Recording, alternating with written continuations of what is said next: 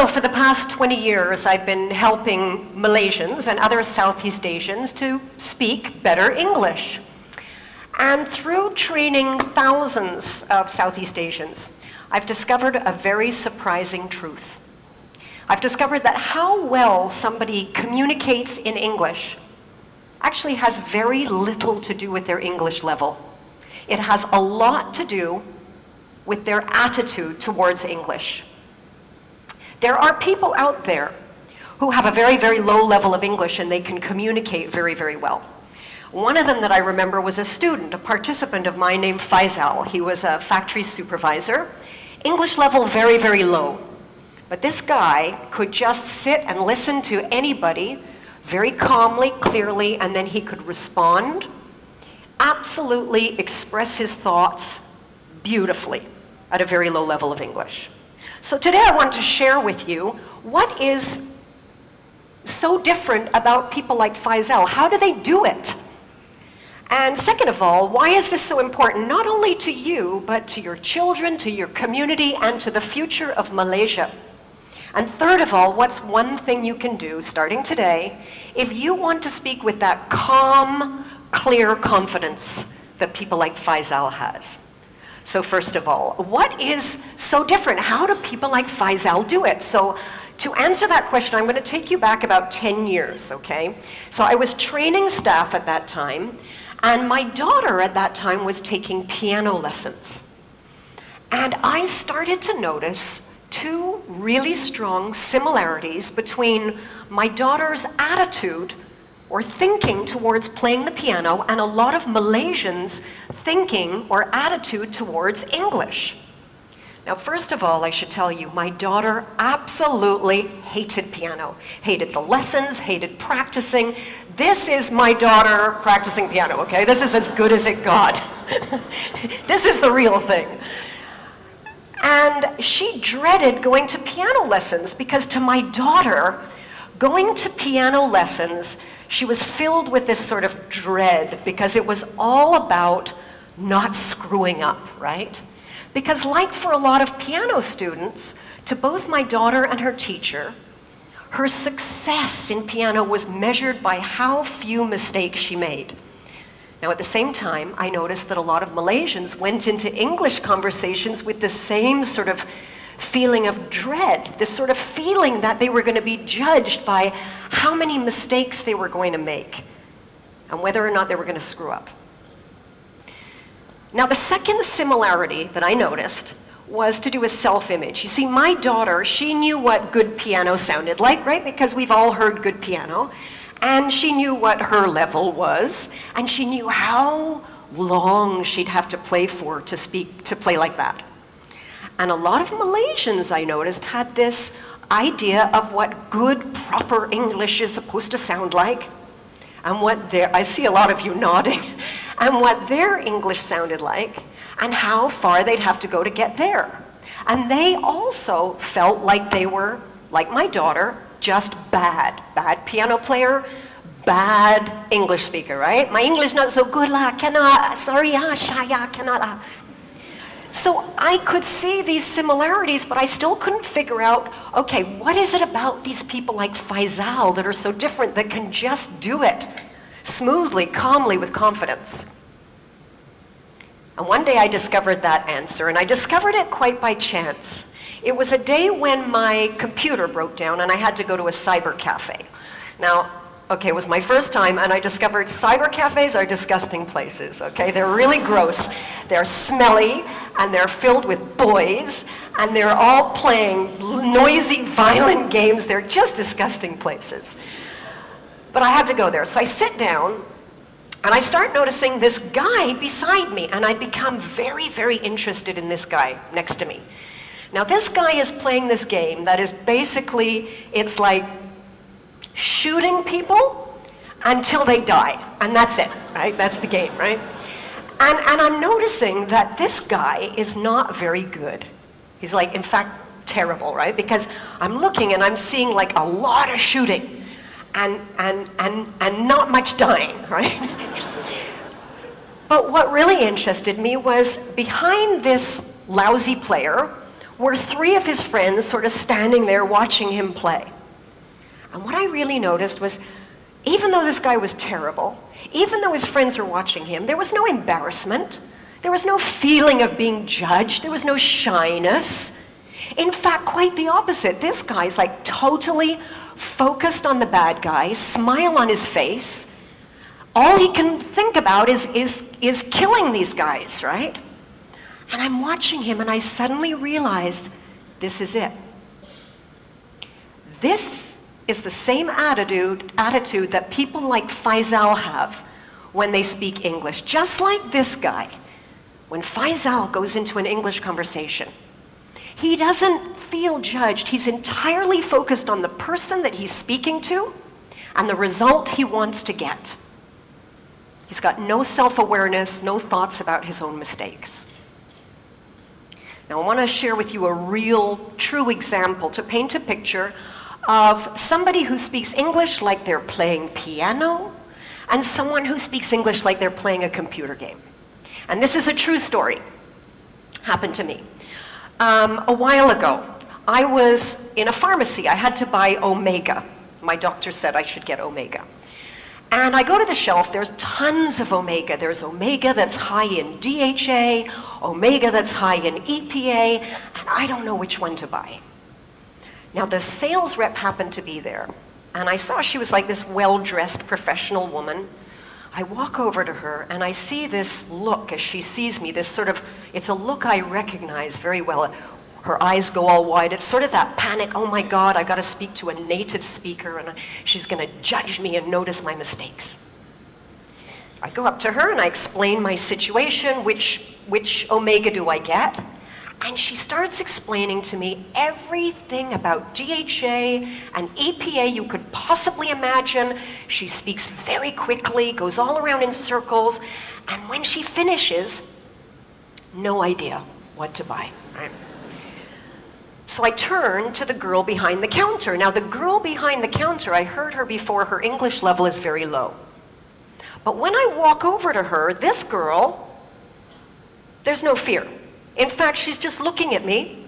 You know that look? Like, yeah, okay, so how? Right. Yeah, I've been in Malaysia a long time. So I go up to her and I explain the problem, EPA, DHA. She looks at me, she says, okay, EPA for heart, DHA for brain. Your heart okay or not? So I said, I said my heart is really, I think it's pretty good. She says, your brain okay or not? I said, yeah, no. No, my brain is not as good as it used to be. She looked, she said, okay la, you take Omega DHA, can? Problem solved, right? So we've got 2 different kinds of communicators. We've got the one who's got a high level, but totally focused on herself and getting it right, and therefore very ineffective. We've got another one, low level, totally focused on the person she's talking to and getting a result. Effective. And therein lies the difference.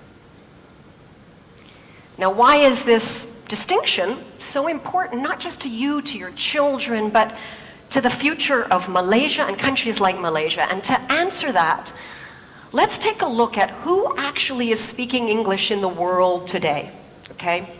So if we looked at all of the English conversations in the whole world taking place right now on planet Earth, we would see that for every native speaker, like me, there are 5 non-native speakers.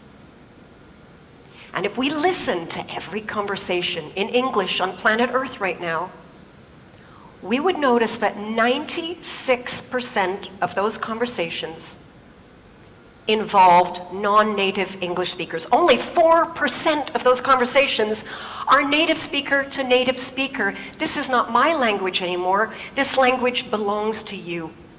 It's not an art to be mastered. It's just a tool. to use to get a result. And I want to give you a real-life example of what English is today in the world, real English today. This is another true story.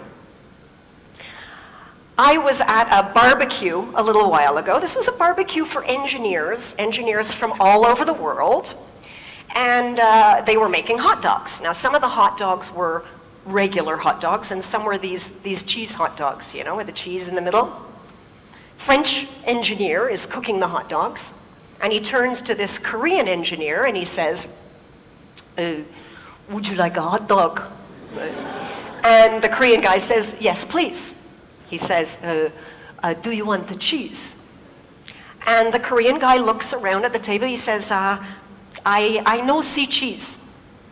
French guy says, the hot dog contains the cheese.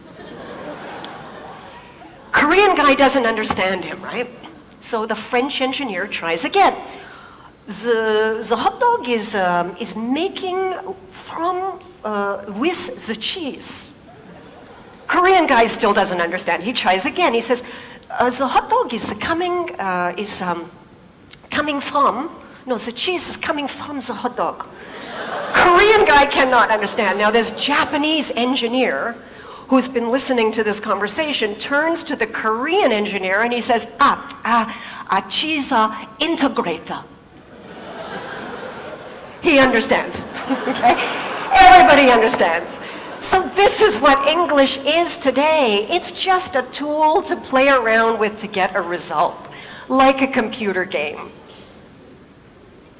Now the challenge is that we know in schools all around the world, right?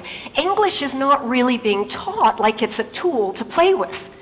It's still being taught like it's an art to master. And students are judged more on correctness than on clarity. Some of you might remember the old comprehension exam in school. Does anybody remember in school when you would get a question about a text that you read? You'd have to read through some text, right? And then answer a question to show that you understood the text. And this may have happened to you, that you showed that you understood the text, but you got a big X because you made a little grammar mistake. Like this student. Now this student clearly understood paragraph 4, but no, not correct, because he left the letter N off the word environment. But in the real world, what would matter? In the real world, what would matter is, did you understand the email or did you understand your customer so that you can go ahead and take action? Now the problem that I see here over and over is that people take the attitude they developed about English in school and they bring it into their adult life and into their work. And if you're in a stressful situation and you're having a conversation and you're trying to give a result to someone and say it correctly, your brain multitasks. It cannot do two things at once. And what I see is the brain just shutting down. And you may recognize these 3 symptoms of the brain shutting down. The first one is that your listening goes. Someone's talking to you and you're so busy thinking about how you're going to respond and express yourself correctly, you don't actually hear what the other person said. And I can see a lot of nodding in the audience. The second thing to go is your speaking. Your mind sort of shuts down and that vocabulary you do know just disappears and the words don't come out. The third thing to go is your confidence.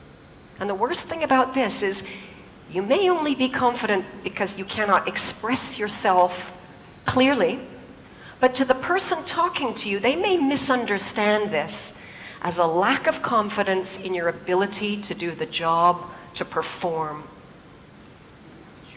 So if you want to speak English like Faisal with that great confidence, here's the one thing that you can do. When you speak, don't focus on yourself. Focus on the other person and the result you want to achieve. Imagine a next generation of Malaysians, all with that wonderful confidence in communication that Faisal has at any level of English. Because let's remember that English today, it's not an art to be mastered. It's just a tool to use to get a result. And that tool belongs to you. Thank you.